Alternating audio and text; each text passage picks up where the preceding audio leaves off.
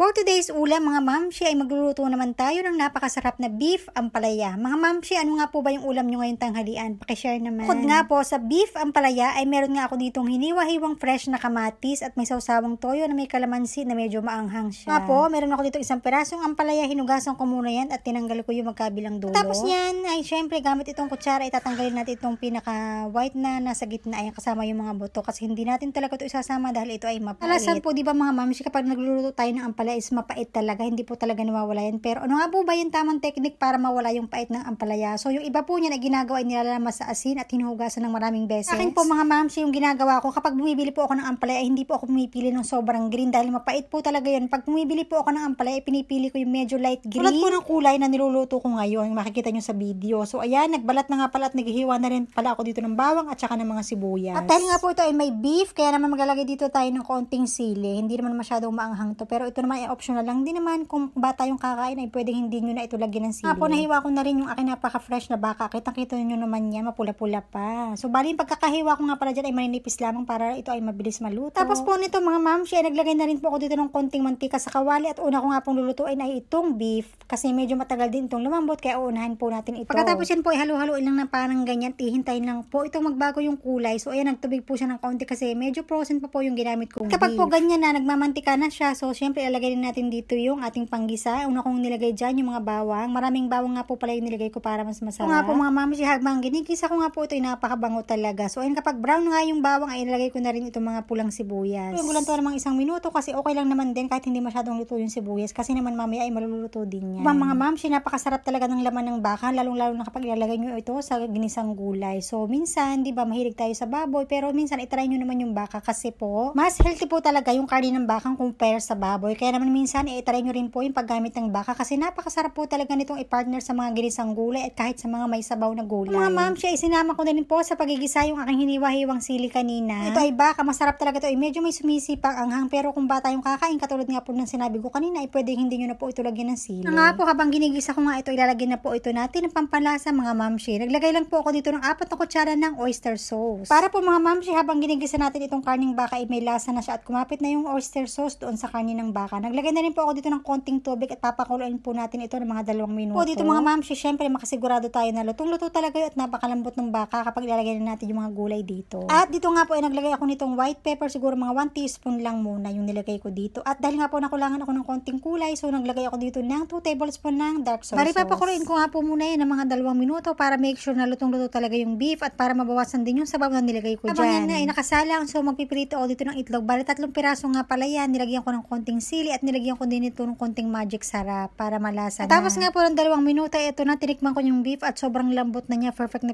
yung pagkakaluto, kaya naman ilalagay ko na itong aking ampalaya. Ito nga po, at hinalo-halo ko lang po ito mga mamshi ng dahan-dahan. So bali yung apoy ko nga po pala dyan ay hininaan ko na rin para hindi naman mabigla yung pagkakaluto sa aking ampalaya. Alam niyo po ba mga mamshi, ang gusto ko talagang luto sa aking ampalaya ay medyo crunchy pa siya ng kaunti, kaya lulutuin ko lang to ng mga 1 minuto at pinatay ko na nga rin pala yung kalan niyan dahil ang gamit ko nga ay induction cooker. Naman po, kahit na pinatay ko na po yung kalan ko dyan ay medyo mainit pa rin yan. So okay na ito at luto na yung ating gulay na napakasarap. At alam na alam naman po natin mga mamshi ng pagkain talaga ng ampalaya at pagkain ng beef ay perfect po talaga at saka marami po tayo dito makukuhang vitamins dito sa ampalaya. Lalong-lalo na po ito ay pagkakain natin ng medyo half cook lang ang pagkakaluto. Ito na nga po mga mamshi, ready na yung aking tanghalian. So syempre meron din ako ditong piniritong itlog at nilagyan ko po ng parsley sa ibabaw. Iwan na rin po ako dyan ng mga fresh na kamatis at syempre pang dessert natin meron tayo ditong napakatamis na mangga.